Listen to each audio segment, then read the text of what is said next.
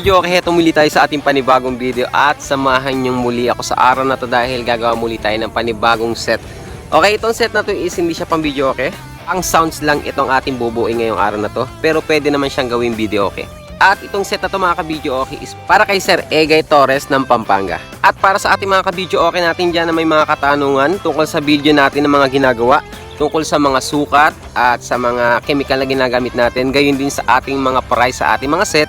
Sa bawat video na ginagawa po natin, sa mga set na ginagawa natin, sinasabi po natin yung ating mga price dyan, kung magkano yung total price ng mga set na binubuo natin. Basta abangan nyo na lang po hanggang dulo ang ating video, para yung mga katanungan nyo dito sa ating mga video is malaman nyo kung ano ang kasagutan sa inyong mga katanungan. At sa mga bago pa po sa aking channel, sa mga hindi pa po nagsasubscribe or follow, i-follow nyo na po yung ating page, gayon din yung ating YouTube channel at notification bell na rin mga ka-video, okay? Para lagi po kayong update sa ating mga ginagawa mga video. And paki-like and share nyo na rin po kung nagustuhan nyo ang ating mga video. At umpisahan na natin mga ka-video, okay?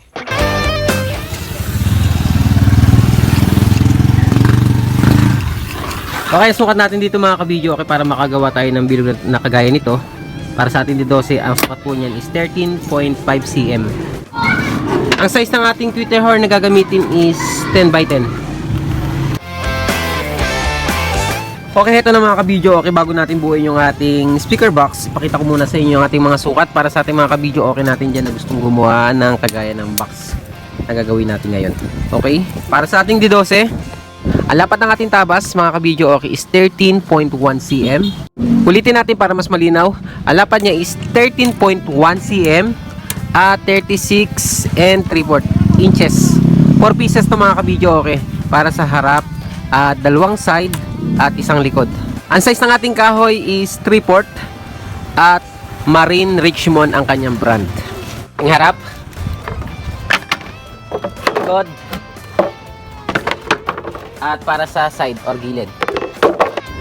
At para sa itaas at baba ng ating speaker box, ang tabas po natin dito is 14 inches by 14 and 3/4 inches. Dalawang piraso para sa isang box. Matanggal ng kalawang kasi sobrang daming kalawang yan.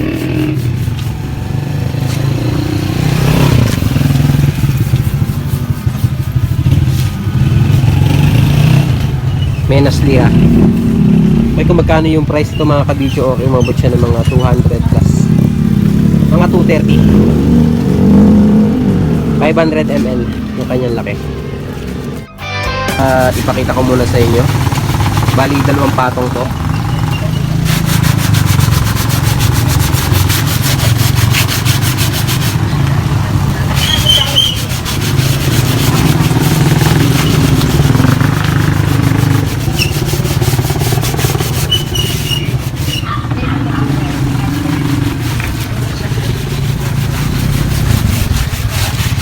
Ito naman yung isa nagilihan na natin para next nito, after nitong liyahin, apply na natin ng pintura. Bali, dalawang patong din yung ating pintura dito. Yung lihang gamit natin is 150, medyo manipis para matanggal lang yung mga matutulis.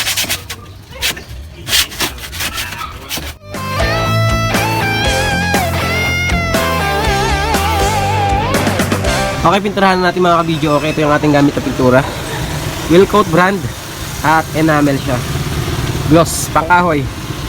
Dalawa natin ng paint thinner. Okay, ito na yung ating box. Tapos na liyahin at pipinturahan na natin.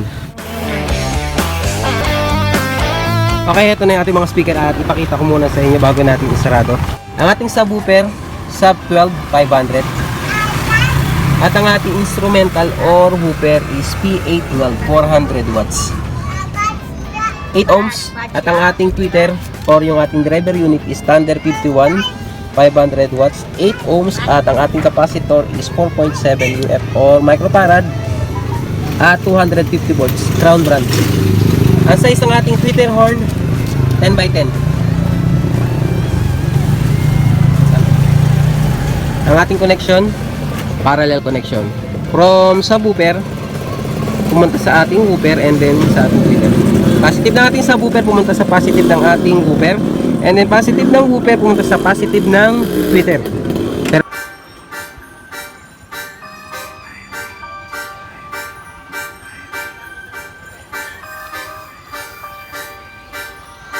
Speaker check. Speaker check. Kabila.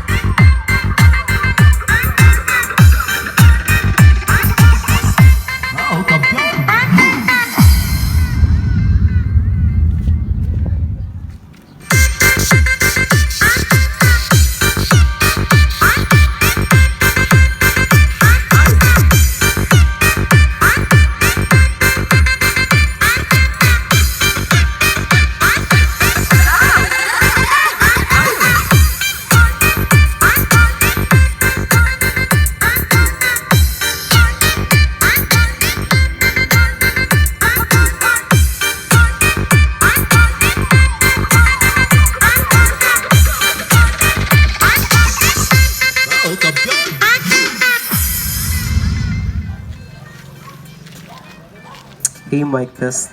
Hey, hello. Check. Test. Hey, mic. Hey, check test. Hey, hello. Mic test. Hey, hello. Check. Mic test. Testing mic. Hello. Hey, check. Test. Hey. Hey. Check test. Hey, test. Hey, hello. Check test. Check test. Hey.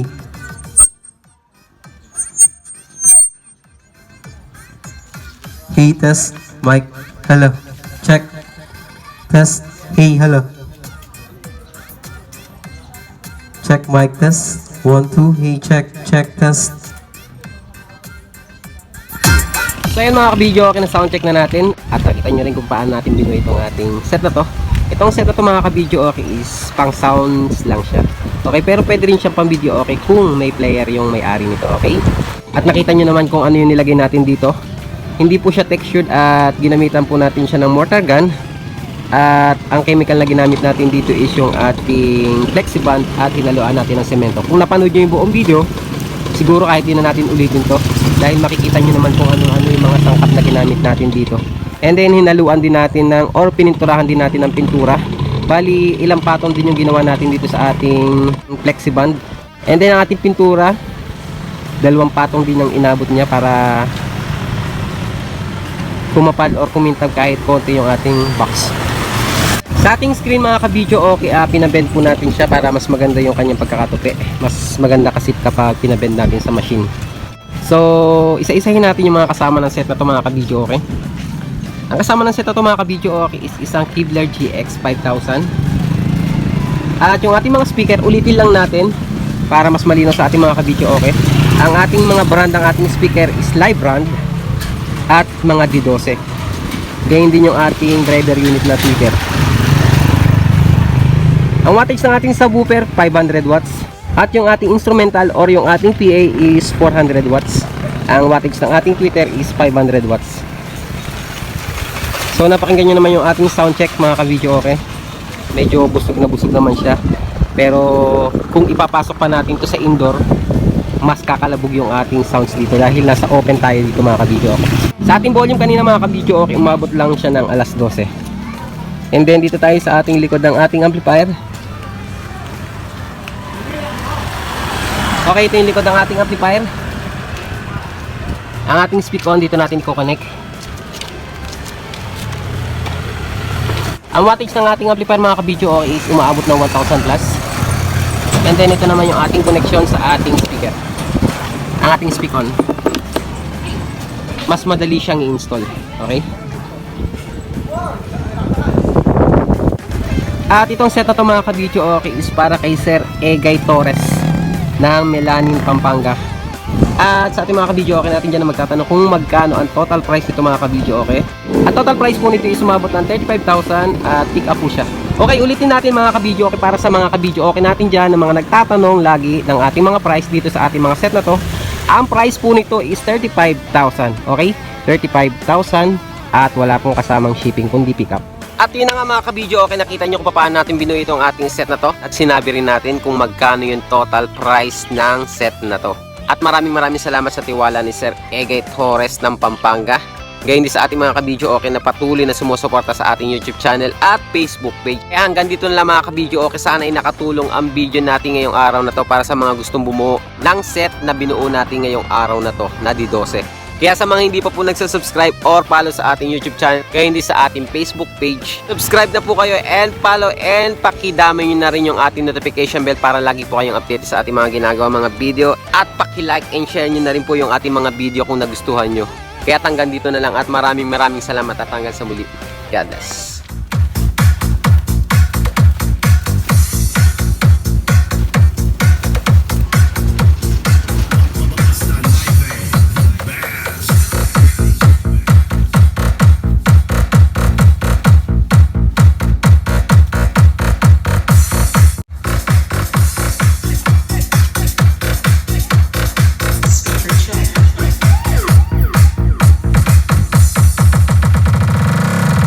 Wish. 3. Skr skr. So